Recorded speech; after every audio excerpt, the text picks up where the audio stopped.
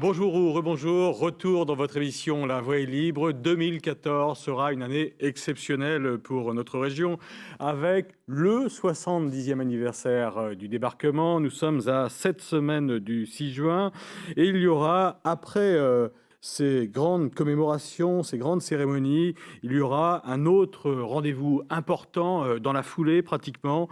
Ce sont les Jeux équestres mondiaux entre le 23 août et le 7 septembre. On pourrait citer également les championnats du monde de kayak polo en septembre prochain, à Thury-Harcourt encore, le départ de la solitaire du Figaro à Deauville. Voilà. Quelle retombée pour notre région après ces grands événements? On peut se poser la question. Raphaël Chauvoy, qu'est-ce qu'on attend justement de ces grands rendez-vous? On attend une nouvelle dynamique pour la région Basse-Normandie, notamment sur le plan touristique. On pense que la fréquentation augmentera. On aura une vision complète, c'est-à-dire on aura plus de 1000 journalistes à Ouistreham le jour du 6 juin. Donc on aura comme ça le monde entier qui regardera la Basse-Normandie. Nous sommes dans la dernière ligne droite. Est-ce qu'il y a un stress particulier, justement une appréhension avant ce grand rendez-vous, puisque vous faites partie de ce comité d'organisation du 6 juin? Tout à fait, ça fait déjà plus d'un an que nous travaillons à l'organisation. Il y a eu les grandes étapes de validation, nous avançons, et là maintenant nous en sommes plutôt au détail, et c'est vrai que c'est le stress qui commence à venir, et avec une grande inconnue, évidemment, la météo. On espère qu'il fera beau. Vous savez que le 6 juin 1944, il faisait très mauvais. On espère qu'il y aura un vrai soleil, un beau soleil le 6 juin 2014. Alors, comment faire participer les gens de notre région à ces Jeux équestres, ce 70e, ces championnats du monde de kayak polo, cette solitaire du Figaro? Est-ce qu'ils peuvent être autre chose que des spectateurs? Comment ils peuvent participer, je dirais, à ces événements? Laurent Sellier. Je pourrais déjà parler au titre des Jeux équestres mondiaux. C'est plusieurs dizaines, voire centaines de salariés normands qui, déjà au sein de leurs entreprises, participent avec nous pour livrer les Jeux, de par des choses qu'ils construisent dans le cadre des Jeux. C'est 48 000 nuitées qui sont réservées déjà par le comité d'organisation, ne serait-ce qu'au titre en fait, des gens dont on a la charge, près de 6 millions d'euros, comme ça, qui sont reversés sur le territoire, de façon à ce que l'ensemble de l'économie normande aussi puisse bénéficier de cet événement qui est le leur. 3 000 bénévoles également. 3 000 bénévoles, dont une partie viennent de Normandie, une partie de France, une partie de l'étranger. C'est une occasion aussi de faire découvrir la Normandie à tous ces gens-là. Les Jeux Olympiques, généralement, montrent une chose, c'est que l'année des Jeux Olympiques, dans les grandes villes comme Londres, les gens ont hésité à y aller de peur, justement, des grands événements. Mais dans les 4-5 années qui suivent, toujours, il y a des pics de tourisme qui se présentent parce que ça a mis une façade sur ces villes-là. Et je pense que là, c'est pas Caen qu'on va montrer, c'est l'ensemble de la Normandie. Territoire déjà très attractif de par son patrimoine culturel, son patrimoine historique. Et je suis sûr que dans les années qui viennent, parmi les 500 000 visiteurs qui viendront aux Jeux équestres mondiaux, certains reviendront pour revisiter ce beau territoire et le découvrir un petit peu plus en profondeur. Alors, comment on profite de ces grandes manifestations après, une fois que le public est reparti? On attend 500 000 personnes pour ces Jeux équestres mondiaux.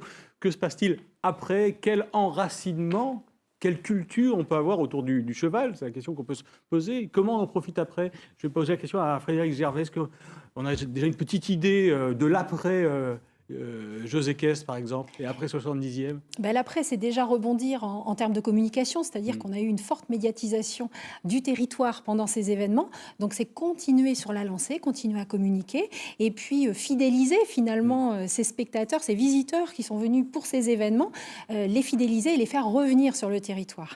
Donc, c'est communiquer, garder un lien avec ces visiteurs. Je parle d'identité, justement. La Normandie, terre de cheval. Elsa Martin, vous êtes chargée du développement au comité régional d'équitation. 47 000 personnes pratiquent l'équitation en Normandie. Il y a un gros travail déjà dans les écoles.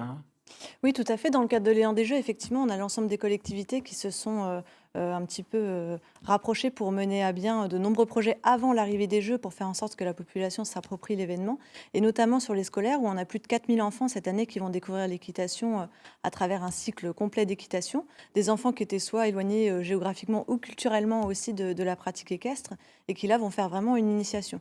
Donc là, c'est très intéressant pour nous aussi. En termes de développement de la pratique, on constate aussi fortement cette communication qui est accentuée sur l'équitation, et on commence à sentir un petit peu les prémices et les retombées de cette communication, puisqu'en Normandie, on commence à constater une hausse de licenciés, ce qui n'est pas le cas sur le reste du territoire français. Donc c'est timide, ça reste à confirmer sur les prochains mois, mais comme tout grand événement de cette ampleur, on attend aussi une hausse de licenciés après les Jeux équestres mondiaux de 2014. Alors, il y a plus de 600 clubs dans la région, je le disais, plus de 40 000 licenciés.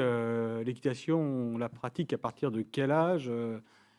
Comment on y accède très concrètement? On la pratique à partir de tout petit, puisqu'on a des enseignants et des infrastructures qui permettent d'accueillir les enfants dès 3 ans. D'ailleurs, on est une fédération représentée par beaucoup de jeunes publics et notamment des petites filles. On est 80% de filles et de femmes dans l'équitation. La parité n'est pas respectée. Là. La parité n'est pas respectée, donc on cherche des hommes.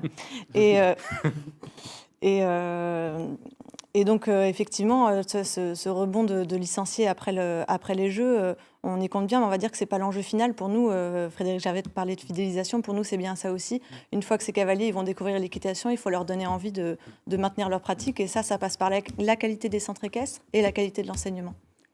Mais l'image qu'on a de l'équitation, parfois, c'est voilà, c'est réservé à une certaine élite, ça coûte cher. Bon. Voilà, c'est pas si facile de faire du cheval que d'aller dans un club de football. C'est souvent ce qui se dit et c'est ce qui reste la réalité. Laurent Sellier, comment justement on fait venir un nouveau public dans ces centres équestres? Alors, je pense que ça, c'est une image qui est un petit peu désuète. L'équitation a beaucoup évolué, en particulier avec le développement de l'équitation sur poney. Il y a un nombre de centres équestres, de poney clubs à proximité des domiciles de chacun des habitants du territoire. D'autre part, quand on parle d'activité, un enfant qui va dans un poney club, c'est au-delà de son heure de pratique. Il y a l'approche de l'animal, il y a la découverte d'un milieu, d'une histoire. C'est vraiment tout un environnement et c'est bien plus qu'une heure de pratique sportive qui est achetée. Et j'ai envie de dire, derrière tout ça, il faut remettre en place toutes les valeurs éducatives. Et quand on ramène au réel prix de toutes les valeurs qui sont apportées par ce sport, du temps passé, de l'approche de l'animal, je pense qu'il y a vraiment des enjeux majeurs pour ce sport-là qui se développe énormément. Hein. C'est la 3e fédération sportive en France.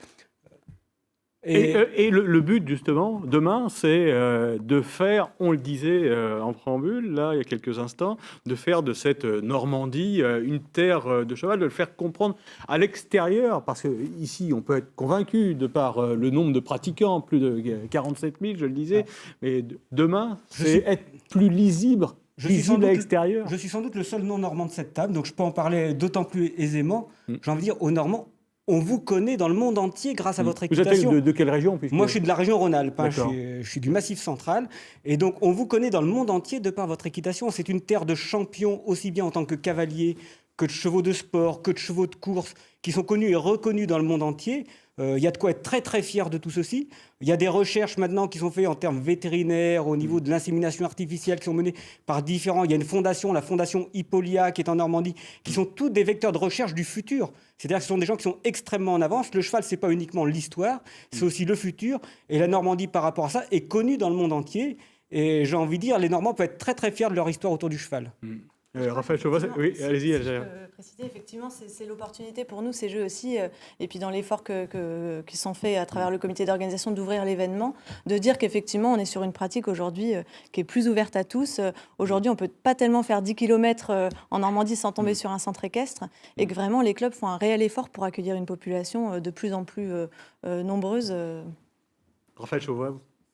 Non, effectivement, c'est un enjeu important, considérable et une vraie filière équestre avec un pôle de compétitivité. Donc vraiment une identité très forte autour du cheval en Normandie. Alors, identité très forte autour de l'histoire du débarquement, avec cette volonté, on disait il y a quelques minutes, de passer le relais aux générations futures, hein, pour que ces commémorations et cette tradition se perpétuent. Histoire forte également autour du cheval. C'est une année, on va terminer par ça, qu'il ne faut pas manquer, Frédéric Gervais, 2014. C'est une année importante pour l'avenir de notre région. Tout à fait. Il faut venir en Normandie, surtout en 2014, grâce à ces événements. Et puis, c'est un formidable moyen de découvrir, pour beaucoup de visiteurs qui viendront, toutes les richesses de notre territoire, qui sont vraiment énormes en matière culturelle, patrimoniale. Et on en a un petit peu moins parlé, mais il y a énormément d'animations aussi qui sont organisées à côté de ces jeux et des épreuves, et qui vont se retrouver en ville aussi, à Caen et dans toute la Normandie, et qui permettront justement à tout public d'appréhender ce monde du cheval et de lui donner envie aussi d'assister aux différentes épreuves. Un coup de cœur, effectivement, pour Une des épreuves, c'est celle de l'endurance au Mont-Saint-Michel. Enfin, un superbe spectacle, 160 km à parcourir, un seul cavalier, un seul cheval, des points vétérinaires, des points d'approvisionnement. On a fait une épreuve préparatoire donc l'été dernier, des chevaux qui galopent 7 km dans la baie du Mont-Saint-Michel. Les meilleurs cavaliers mondiaux, quand ils arrivaient, en fait, parlaient plus du paysage qu'ils avaient vu que de leur course. C'est vraiment un moment fantastique. On ne voulait pas de public, il faisait beau, il y avait du public tout au long de ces plages-là, ça fait des images magnifiques, des temps de sport magnifiques. Et puis une des valeurs très très fortes en fait de ces Jeux équestres mondiaux, c'est le respect. C'est le respect des habitants de ce territoire, c'est le respect du cheval, le respect du sport. Et vraiment, si on doit retenir deux mots, c'est respect et transmission. Ce sont les deux axes forts et je pense qu'ils relient d'ailleurs les deux événements, que ce soit le 70e anniversaire ou les Jeux équestres mondiaux, à travers ces deux mots. Et bien, ça sera une belle conclusion, Laurent Sellier, justement, pour cette émission. Merci à tous les quatre d'avoir participé à cette voie libre.